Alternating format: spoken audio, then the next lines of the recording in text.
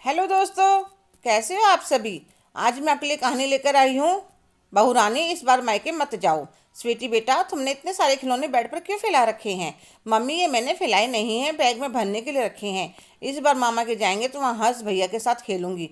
तो मैं अपनी 5 साल की बेटी की बातों पर हंस पड़ती हूँ। 2 दिन बाद की हमारी टिकट बुक थी। मायका दूर होने की वजह से छुट्टियों में ही जा पाती थी। अब तो 3 साल हो गए थे गए हुए। मम्मी भी कहने लगी थी, तुम्हारा मन ही नहीं करता हमसे मिलने का। इस बार मैंने सासू माँ से बात करी थी और कहा दीदी मेरे आने के बाद आ जाएंगी, पहले मैं मायके जाऊंगी। तो उन्होंने हाँ कह दिया था। वैसे तो मेरी सासू माँ दिल की अच्छी थी, पर बेटी के सामने आते ही उन्हें कोई और दिखाई नहीं देता था। 2 दिन बाद सुबह 11 बजे की ट्रेन थी। मैं जल्दी जल्दी काम निपटाया और नहाकर तैयार हो रही थी। इतनी देर में मेरी नंद रानी अपना सामान लिए बच्चों के साथ आ गई। तो मैंने नमस्ते करी। अरे दीदी, आप अचानक। हाँ भाभी, मैं छुट्टियों में रहने के लिए आई हूँ, पर आप तो मेरे मायके से आने के बाद आने वाली थी। अरे हाँ भाभी, पहले तो मैंने इसलिए कहा था कि मेरी नंद बाद में आने वाली थी। अब सुबह उसका फ़ोन आया, वह 15 दिन बाद गोवा घूमने जा रहे हैं, तो अभी आ रही है, तो इसलिए मैं भी आ गई। मेरी नंदरानी की यही बात थी। 2 सालों से मेरे साथ यही कर रही थी। सारा प्रोग्राम चौपट कर देती है। जितने दिन यहाँ रहती है क्या मजा ले, गिलास पानी का खुद से ले ले। जब खुद की नंद आती है तो उसका फ़ोन आते ही मायके भाग आती है। फिर उसके जाने के बाद ही जाती है। फिर भी मैंने अपने गुस्से को कंट्रोल किया और उन्हें चाय नाश्ता करवाया। फिर तैयार होकर अपनी बेटी का हाथ पकड़ा और बैग लिया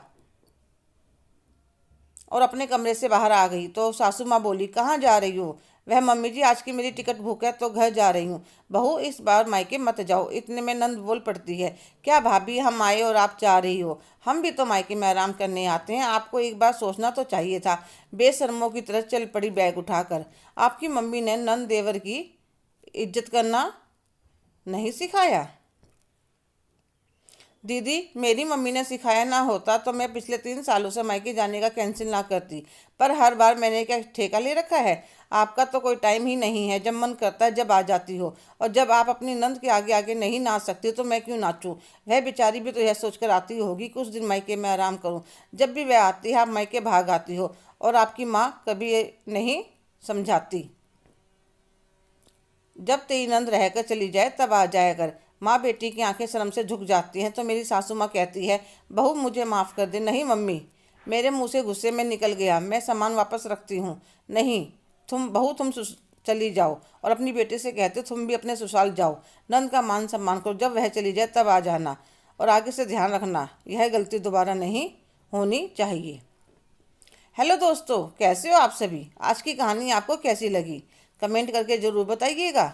अगर आप मेरे चैनल पर नए हैं तो प्लीज़ लाइक, शेयर, सब्सक्राइब करना ना भूलें। धन्यवाद।